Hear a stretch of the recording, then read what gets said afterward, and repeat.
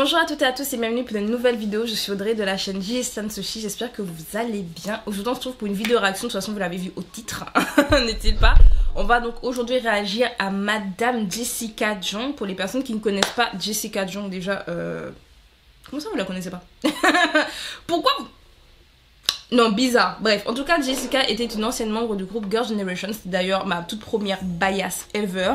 Bon, pas ever vu que j'étais fan de J-pop avant, donc j'avais déjà des bias avant ça. Mais en tout cas, dans la K-pop, c'est ma toute première bias. Après, j'ai un peu abandonné de la bias parce que j'avais une amie qui l'aimait bien aussi. Et je me suis dit, non, on peut pas aimer la même personne. Ouais, j'étais ce genre de fan un peu toxique en mode je partage pas mes bias. Comme si il m'appartenait. Hein? Donc j'étais en mode non, on peut pas... Je te la laisse. Et puis j'ai commencé à bias Yuri parce que de toute façon Yuri était ma deuxième préf de base. Et je me suis dit bon, c'est bon, Yuri va devenir ma bias. Et j'ai pas eu totalement tort de faire ça parce que Jessica en fait a quitté le groupe un peu du jour au lendemain. Je me rappelle c'était avant le comeback de Catch Me If You Can. Ah mon dieu, non mais le drama qu'il y a eu, d'ailleurs il y a toujours des dramas autour de son départ. Surtout que maintenant elle a sorti des livres. D'ailleurs, je peux vous le montrer. Parce que oui, elle a écrit des livres, donc je l'ai juste ici. J'ai fait tomber, regardez, voilà, c'est tombé pendant que je prenais le livre. Voilà, Jessica Jong. Oh, est-ce qu'on voit... la fille elle suit ou la fille elle suit pas? Donc je n'ai pas fini le... C'est le premier tome, hein, je ne l'ai pas fini. Voilà, je l'ai acheté il y a un an je crois. Je crois que je l'ai acheté il y a un an. J'en parlais avec justement une de mes mutus sur Twitter qui l'avait aussi acheté et qui l'avait lu et tout. Et en fait dedans elle reprend un peu, alors c'est censé être une fiction, mais beaucoup de gens pensent qu'en fait ce sont un peu des shades à l'industrie de K-pop généralement, à l'industrie même à la SM et également aux anciennes membres du groupe. Parce qu'on voit, en fait on va suivre une trainee, hein, une jeune femme qui était, alors j'ai jeune femme c'était plutôt une adolescente, mais une adolescente qui est passionnée par la K-pop et qui va tout simplement rentrer dans une agence de K-pop et qui va être trainee et on va voir un peu son entraînement. Elle va développer aussi une histoire d'amour avec notre trainee, enfin bref il y a toute une histoire un peu autour de la K-pop en général. En plus le livre il est bien big hein. Mais je vous dis j'ai pas... En fait je crois que je me suis arrêtée au chapitre. Est-ce que j'ai gardé mon... Ben non. J'ai enlevé mon marque-page donc je sais même pas où je me suis arrêtée. Parce que je crois que j'ai dû lire 3 ou 4 chapitres et je me suis arrêtée là parce que ça m'a saoulée. Je le reprendrai un jour parce que... attendez, j'ai pas payé un livre pour ne pas le finir. Mais bref, en tout cas, elle avait fait un premier tome, elle en a fait un deuxième et c'est vrai qu'il y a toujours des dramas en fait autour de son départ parce que c'était assez flou, c'était assez étrange.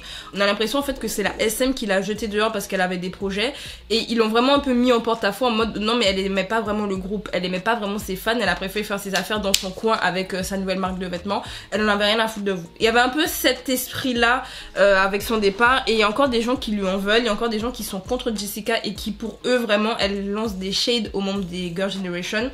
Comme le fait qu'en fait dedans il y a des filles qui sont bon pas très sympas. Voilà. Donc il y a vraiment cette histoire là. Et mais en tout cas Jessica elle a pas arrêté hein. Comme je l'ai dit elle a fait une marque de vêtements. D'ailleurs beaucoup d'idoles portent sa marque de vêtements. Elle est également une chanteuse. Donc elle a pas arrêté sa carrière. Sa carrière se porte toujours à merveille. En plus je crois elle est mariée hein.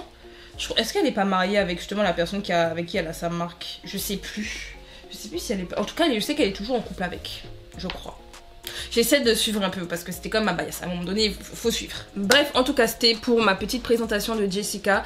Donc c'était quand même une très bonne vocaliste dans le groupe Girls' Generation. Vraiment pour moi il y avait, parmi les meilleurs, on avait donc Taeyeon, on avait Tiffany. Mais c'est vrai qu'elle a été je trouve mis de côté au début. Au début on avait beaucoup plus Jessica, surtout si vous écoutez Into the New World, bah les high notes, les moments les plus un peu, voilà, c'est Taeyeon et Jessica. Voilà.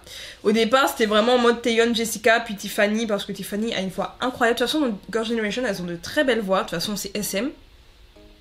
Et c'est pour ça que là, je m'attends quand même à quelque chose, parce que comme je l'ai dit, elle a comeback. Et j'ai un peu envie de voir ce que ça va donner, quel style elle va avoir. Est-ce que c'est un style comme ses débuts et tout? Je sais pas. Je sais pas. En tout cas, on va donc démarrer tout ça. On va donc regarder ce que vaut le comeback de Madame Jessica Jong. C'est parti.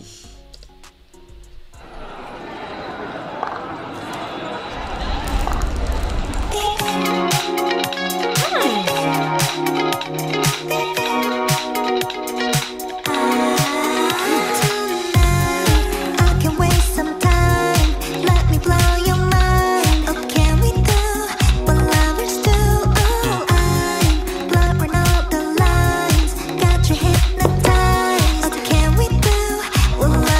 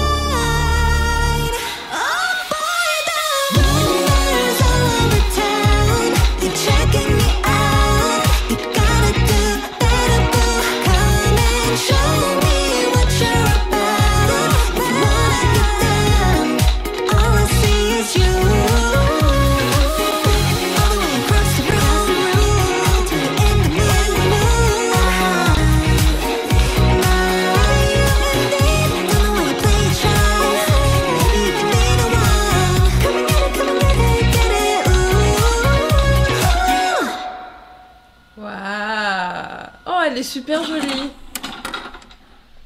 Oh, Jessica. Je la trouve magnifique. Alors, j'avais grave envie de faire une pause pour pouvoir vous dire quelque chose, mais je me suis retenue. Je me suis dit, non, Audrey, profite de la chanson, tu vas le dire après. Faut que tu y penses, mais tu vas le dire après. Mais la chanson, faut pas penser à Weekend de Taeyeon. Non, mais vraiment, que ce soit même un peu dans la chorégraphie, dans le style un peu rétro. Et je sais pas, j'ai vraiment l'impression, le petit... Vous savez, il y a ce petit passage là, et je sais pas, ça m'a énormément fait penser à Weekend de Taeyeon. Est-ce que c'est un clin d'œil? En plus, elle est toute en rose, un peu en mode Barbie girl et tout. Bon, il y a eu la promo Barbie, donc est-ce que c'est lié à ça? Ou est-ce qu'on a beaucoup de rose, c'est lié à Girl Generation? Est-ce que c'est un petit clin d'œil? On sait pas! On sait pas. D'ailleurs, dans ce que je disais au tout début, il faut savoir que les membres de Girl Generation sont toujours en contact les unes avec les autres.